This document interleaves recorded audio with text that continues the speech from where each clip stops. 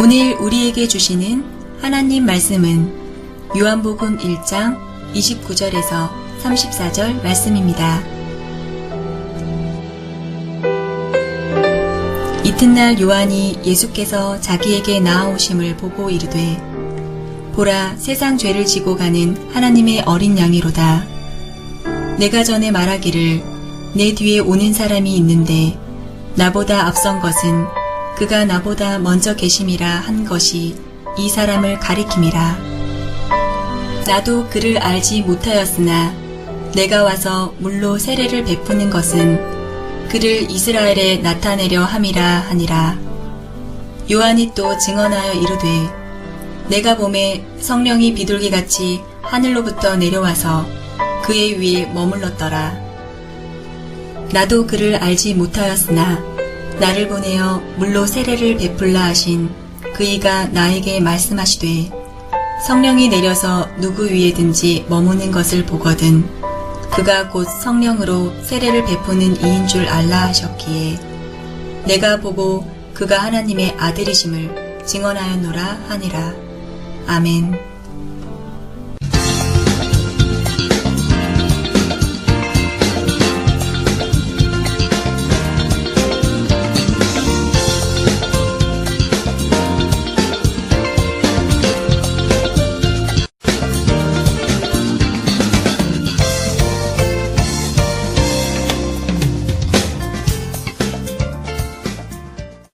사순절을 은혜롭게 보내시는 우리 성도님들, 다시 한번 축제의 자리, 부활의 영광을 기념하는 예배의 자리에 나온 주의 성도들을 주의 사랑으로 축복합니다.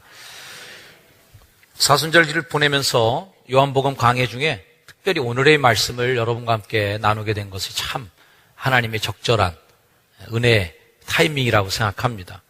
지난주에 세례 요한에 대해서 여러분과 말씀을 나눴는데요. 세례 요한은 선지자입니다. 참 특별한 은혜를 입은 선지자예요. 다른 선지자들 이사야라든지 여러 가지 예수 그리스도의 오심을 예언한 선지자들은 먼 훗날에 오실 분에 대해서 예언하고 선포했지만 이 세례 요한은요, 눈앞에 보이는 메시아, 지금 걸어가고 있는 그분을 보면서 보라!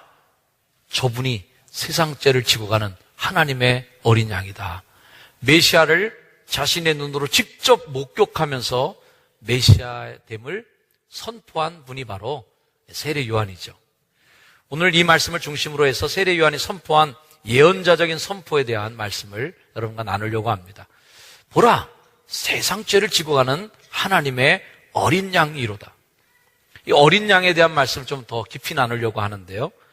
어린 양 하면 먼저 강렬한 인상이 딱 들어오는 것은 유월절에 그 양을 떠올리게 됩니다. 430년간의 억압의 세월을 끊고 이제 약속의 땅을 향하여 출발한 바로 그 거룩한 날, 긴장되고 떨리던 그날 밤, 이집트의 장자를 다 죽이기로 하나님이 작정하시고 문지방에 피를 바른 집마다 죽음의 천사가 그곳을 지나치도록 만들었던 그날 밤 이야기죠. 출애굽기 12장 3절 말씀에 너희는 이스라엘 온 회중에게 말하여 이르라. 이달 열흘에 너희 각자가 어린 양을 잡을지니 각 가족대로 그 식구를 위하여 어린 양을 취하되 어린 양에 대하여 식구가 너무 적으면 그 집의 이웃과 함께 사람 수를 따라서 하나를 잡고 각 사람이 먹을 수 있는 분량에 따라서 너희 양을 계산할 것이고 너희 어린 양은 흠없고 1년 된 수컷 하되 양이나 염소 중에 취하고 이달 열나흘까지 간직하였다가 해질 때에 이스라엘 회중이 그 양을 잡고 그 피를 먹을 집 좌우 문설주와 인방에 바르라는 것이 유월절을 준비하는 조치입니다. 자, 이집트에 내렸던 9가지의 재앙도 파라오의 마음을 돌리진 못했어요. 계속해서 그 마음이 강팍해집니다.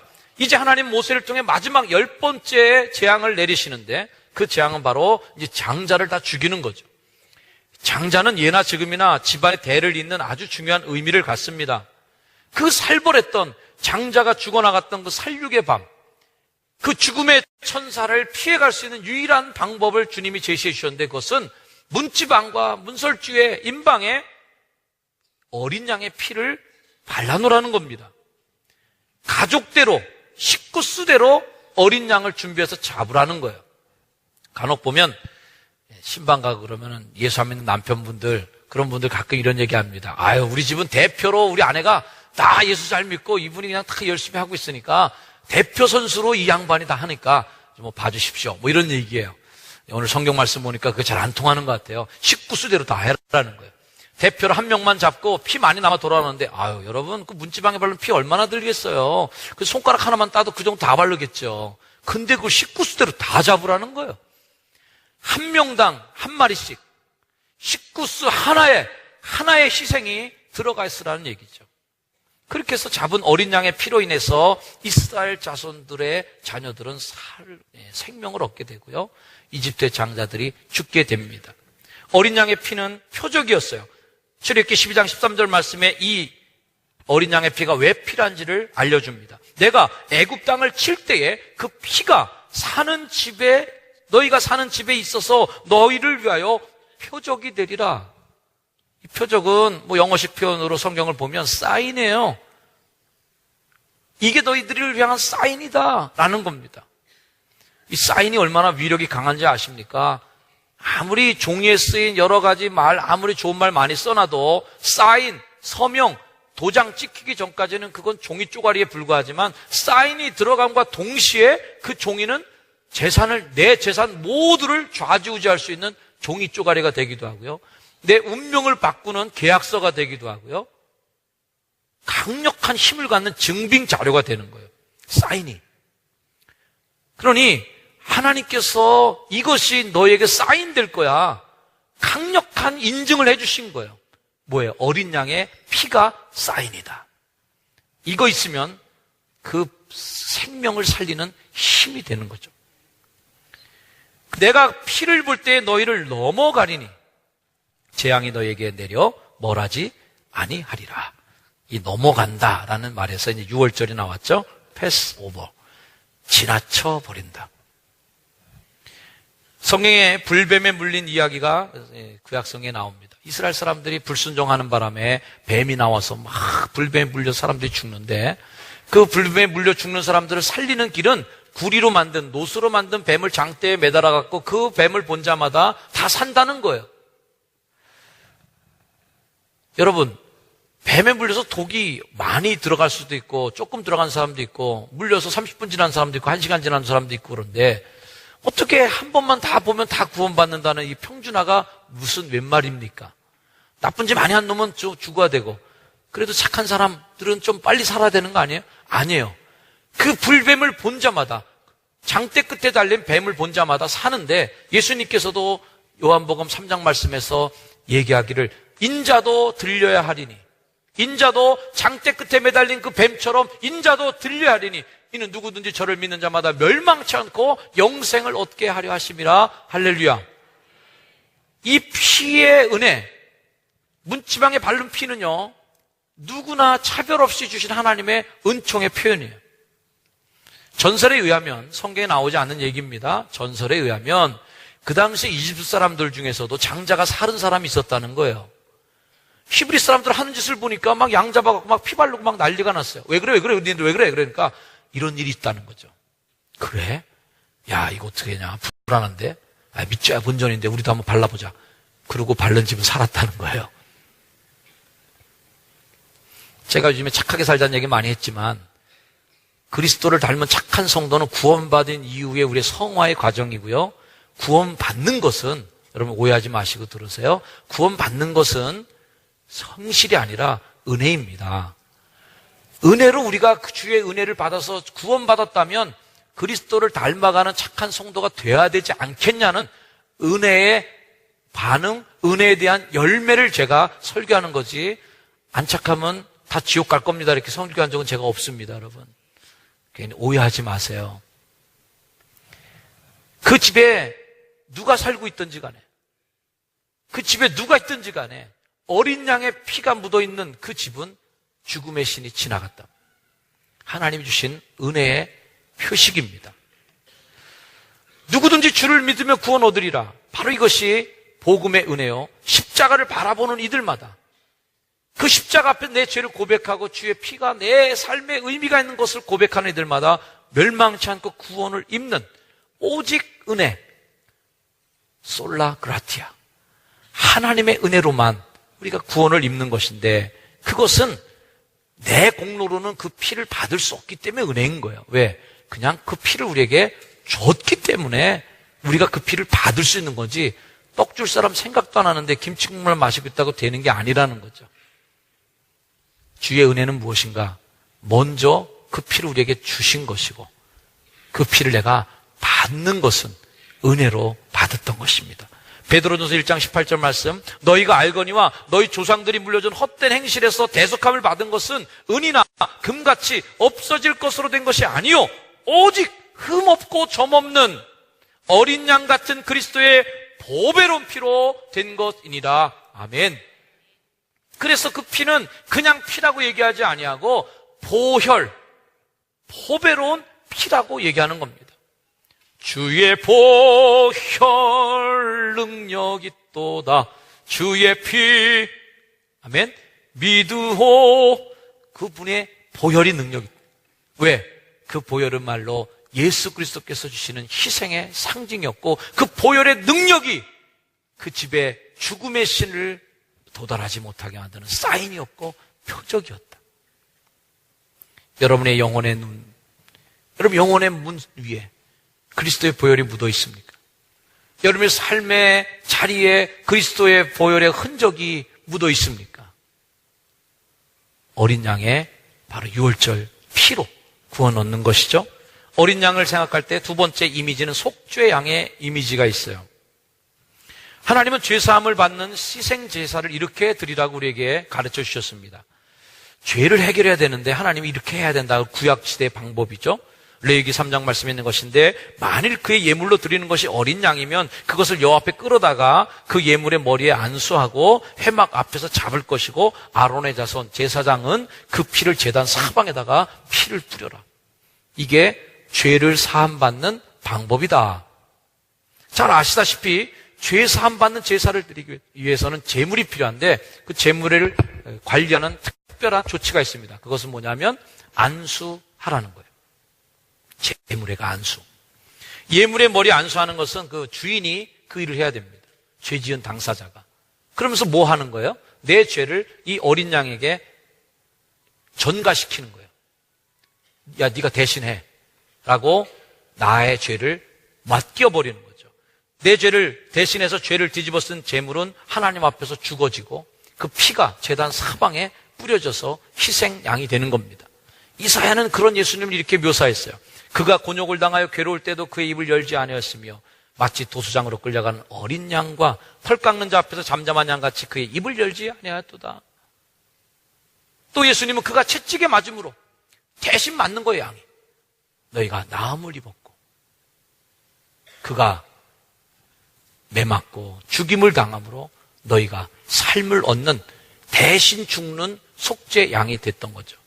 죄를 다 뒤집어 쓰고 죽음의 형장으로 나아가는 어린 양, 그러나 변명하지 아니하고 자신의 무죄를 항변하지 아니하고 묵묵히 도살장으로 끌려가는 양처럼 묵묵히 우리의 죄를 대신하여 죽어주는 그 어린 양의 속죄 양, 메시아를 기다리던 이사야가 본 예수님의 모습이었어요.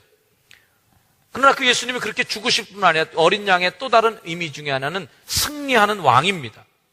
이렇게 고난당하신 어린 양은 다시 이 땅에 오실 터인데, 그때는 승리의 왕으로 오실 것이다. 계시록의 어린 양은 이렇게 예수님을 의미합니다.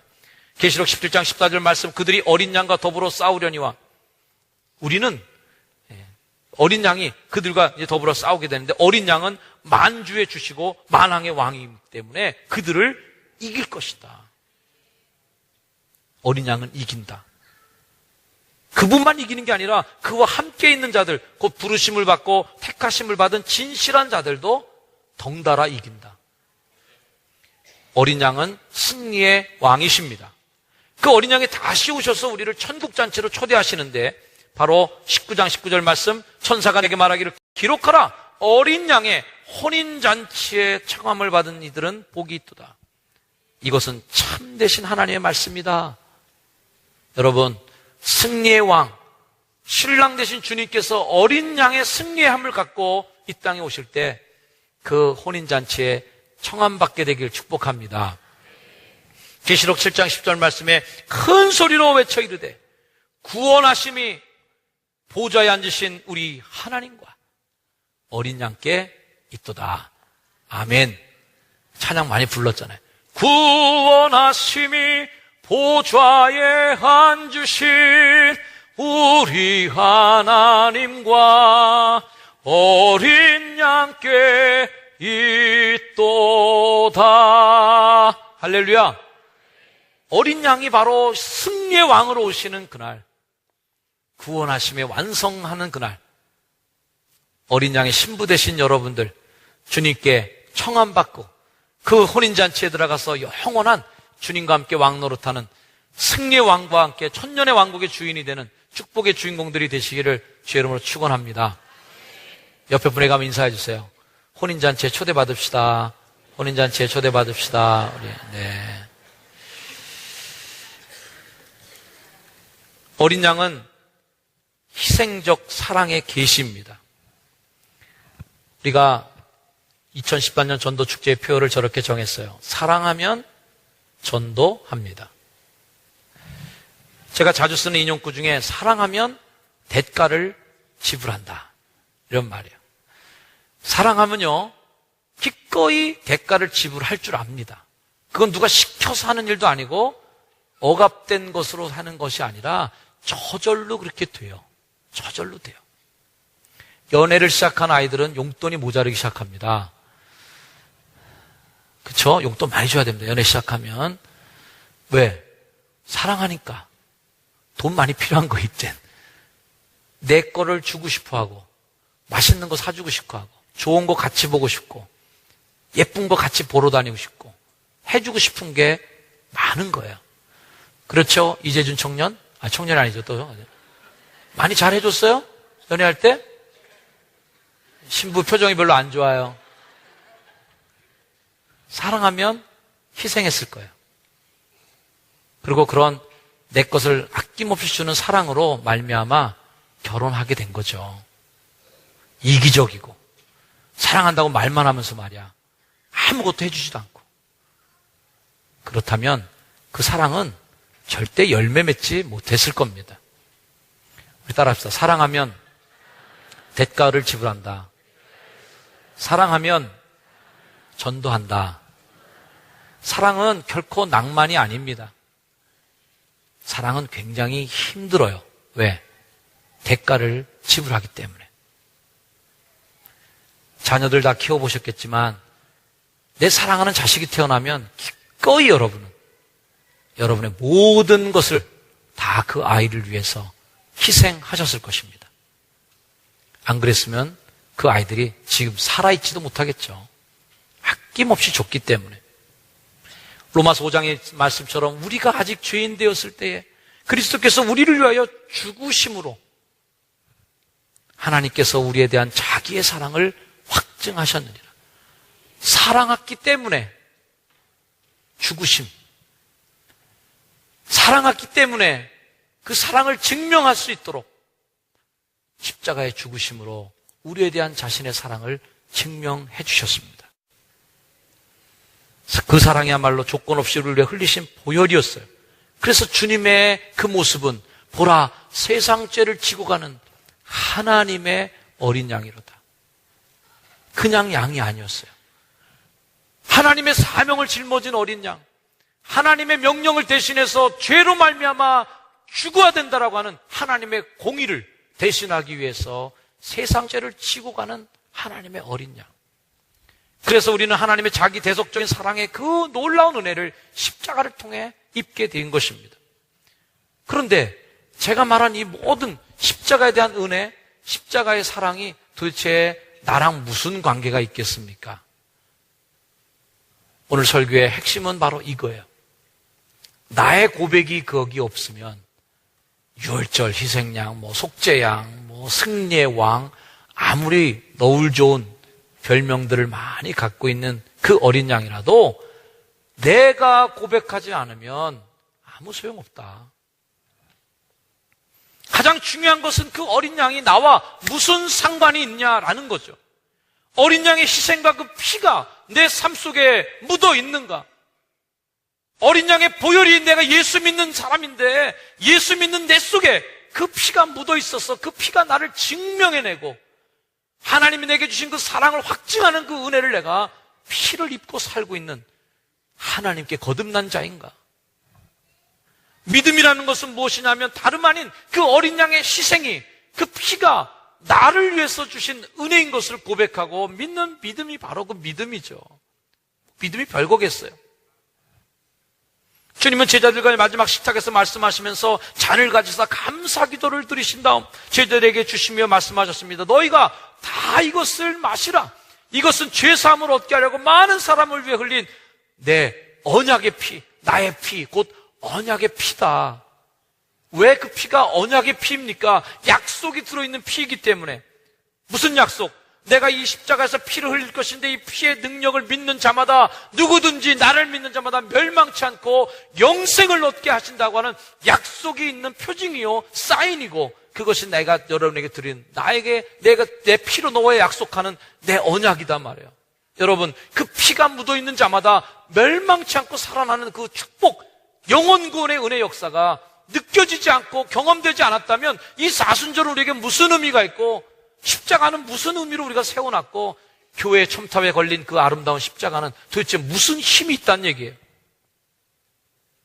계시록 7장 14절 말씀에 있는 것처럼 그가 나에게 이르되, 이는 큰 환난에서 나오는 자들인데 세상의 험난한 고통과 세상의 험난한 환난을 뚫고 지나온 사람들이 그 안에서 몸에 때가 묻기도 하고 거기에 그슬이 묻기도 하고 온갖 더러움을 묻히고 나오는 그러한 세상 속에서 환난을 이기고 나오는 성도들을 향하여 주님이 축복하시는 말씀은 어린 양의 피에 그 옷을 씻어 쉬게 하였느니라. 할렐루야. 여러분, 세상 속에서 많은 격정과 그리고 많은 고통 속에서 세상에 살면서 때가 안 묻을 수 없는 세속 속에 살고 왔지만, 그러나 오늘 이 시간 우리가 예수 그리스도의 보혈을 믿고 그 피에 하나님의 고백을 담아서 주님께 고백하는 그 순간, 그 어린 양의 피가 우리를 씻어 쉬게 해서, 우리가 비록 죄인이었지만 우리가 아직은 하나님의 나라에 들어갈 수 없는, 하나님의 영광에 도달할 수 없는 죄 지을 수밖에 없는 인간이었지만, 하나님이 십자가의 공로를 우리 살려주실 때 그 은혜로 말미암아 세마포처럼 깨끗하게 씻어주신 흰옷을 입고 그분의 잔치자리에 분명히 들어가게 될 줄로 믿습니다. 이게 고백이 없으면 그 십자가의 은혜와 희생양의 피가 나에게 무슨 의미가 있겠는가? 그분의 보혈, 주의 보혈 능력이 또다. 주의 피 믿으오. 주의 보혈 그 어린 양의 매우 귀중한 피로다. 같이 한번. 주의 보혈 능력이 또다. 주의 피 믿으세요? 주의 보혈 그 어린 양의 매우 귀중한 피로다. 아멘. 여러분, 그 피가 귀한 피가 되었습니까? 보혈입니까? 아니면 그냥 피? 오늘의 말씀을 다시 한번 되새긴다면, 보라, 세상 죄를 지고 가는 하나님의 어린 양이로다. 그 시대 속에 많은 이들이 구원의 빛을 보지 못하던 세상 사람들을 향하여 세례 요한이 낙타토록과 광야에서 사는 그 험한한 삶을 그들 향해서 목소리를 외치면서 외치는 그 소리. 보라! 세상 죄를 지고 가는 하나님의 어린 양이 오고 있다. 보라! 보라는 거예요. 저도 오늘 세례 요한의 마음을 담아서 여러분에게 함께 외치고 싶은 마음. 봐란 말이에요. 뭘 보냐? 교회 와서 여러분 뭘 봐야 되는가? 어린 양 보라. 사람 보고 예수 믿으면서 실망하는 분이 있습니까? 아니에요. 어린 양 봐야 돼요. 교회에서 시스템만 보고 구주만 보고 사역만 보시는 분 있습니까? 아니에요. 그거 보다가는 예수 잘 믿기 어려워요. 어린 양 봐야 돼요. 봐라. 저것 좀 봐라. 세상 죄를 지고 가는 하나님의 어린 양을 봐라. 그 예수님 보고 믿어야지 뭐 보고 예수 믿으려고 그러는가. 그게 세례 요한이 외치는 외침 아니겠어요? 사랑하는 여러분, 뭘 보고 신앙생활하고 계십니까? 아무리 보혈의 능력이 크다 할지라도 그것을 믿는 믿음이 우리에게 없다면 주님의 피는 우리에게 뭐가 될까요? 마틴 루터가 몹시 아파서 병상에 누워있을 때 이야기를 합니다. 환상 속에 마귀가 쑥 나타나더니 승리의 미소를 지으면서 루터의 머리맡에서 썩소를 짓고 있더래요. 넌 죽었다 이제. 보니까 마귀의 손에 두루마리가 하나 들려 있습니다. 그러더니 루터 앞에다가 두루마리를 쫙 펼치는데, 야, 놀랍게도 거기엔 루터가 평생 동안 지은 죄가 다 적혀 있는 거예요. 빽빽하게 그 죄목을 적어서. 루터는 그나마 몸이 약해서 누워있는 중에 깜짝 놀라서 너무 낙심이 되고 자기가 한심하고, 야, 내 인생이 이거밖에 안 되는. 마귀는 미소 짓고 있는 그 속에서 다시 일어날 소망마저 다 끊어지는 절망을 경험했습니다. 그런데 문득 마음속에 하나의 생각이 일어나기 시작했습니다. 그래서 마귀에게 힘써 큰 소리로 외쳤습니다. 그래, 네가 나에 대해서 조사 참 많이 해왔구나. 여기에 써있는 나의 모든 죄는 사실이다. 하지만 이 모든 죄는 이미 예수 그리스도의 피로 씻겨졌다. 담대하게 외칠 때 마귀가 사라지고 두루마리도 사라지고 다시 루터가 병상에서 일어나서 힘차게 종교개혁을 완수해낼 힘을 얻게 되었다는 일화입니다. 마귀는 여러분을 참수합니다. 너 이런 거 잘못했고, 너 이런 거 못했고, 이런 거 안 됐고. 여러분, 왜 우리가 하나님의 어린 양을 봐야 되겠습니까? 그 어린 양의 피로 죄 씻음 받은 주의 성도들, 여러분들은 그 은혜를 이미 입은 자들이세요. 아멘? 이 감동을 안고 우리가 예수 믿는 생활을 해야 지치지도 않고 쓰러지지 않게 갑니다. 어린 양 안 보고 딴 거 보다 가면 쓰러져요. 한 걸음 더 나아가서 이제는 여러분들이 누군가에게 보라 라고 이야기해 주셔야 됩니다. 아직 그 은혜를 누리지 못하는 사람들이 있어요. 내 짐을 내가 다 지고 힘겹게 걸어가는 그 누군가에게 자네 보라, 세상 죄를 지고 가는, 네 죄를 지고 걸어가는 어린 양을 봐라.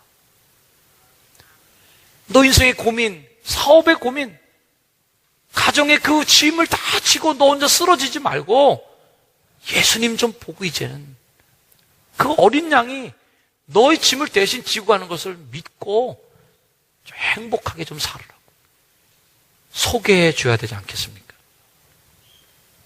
세례 요한은 예수님을 바라보며 그분에게 세례를 베푸는 장면이 오늘 성경 본문에 나와 있습니다.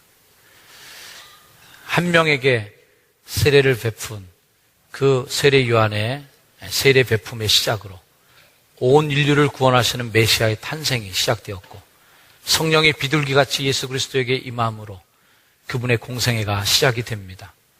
사랑하는 성도 여러분, 너희는 세상 땅끝까지 가서 아버지와 아들과 성령의 이름으로 세례를 주라고 주님 우리에게 부탁하셨습니다. 바로 그 한 사람에게 베푸는 그 세례, 얼마나 의미 있는 하나님의 역사인 것입니까? 여러분들이 오늘 적은 그 한 명의 이름, 그 한 명의 태신자가 축복의 이름이 되기를 주 이름으로 축원을 드립니다. 이따 예배 후에 여러분 오늘은 저 뒤에도 보면 맨 뒤에 십자가가 놓여져 있습니다. 영화실 앞에 나가시면서 그 십자가에다가 2층 분들은 십자가에다가 그 이름을 붙이고 꼭 가시길 바라고 1층에 계신 분들은 앞으로 나오셔서 십자가에 여러분의 소중한 그 한 명의 이름을 꼭 여기에 기록하고 매달아 놓고 돌아가 주시기를 바랍니다. 잠시 기도하겠습니다. 하나님, 오늘 이 시대에 세례 요한이 누구겠습니까? 하나님, 바로 우리 한 사람 한 사람을 세례 요한으로 부르시는 주님.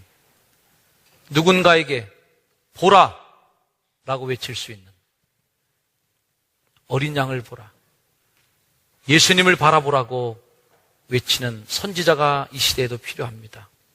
우리 한 명 한 명이 그렇게 복음의 길을 열어가는 주의 길을 예비하는 선지자 세례 요한의 역할을 잘 감당하여 주의 어린 양의 보혈의 피로 구원받은 그 감격과 감동, 은혜를 다른 누군가에게 흘려내보내는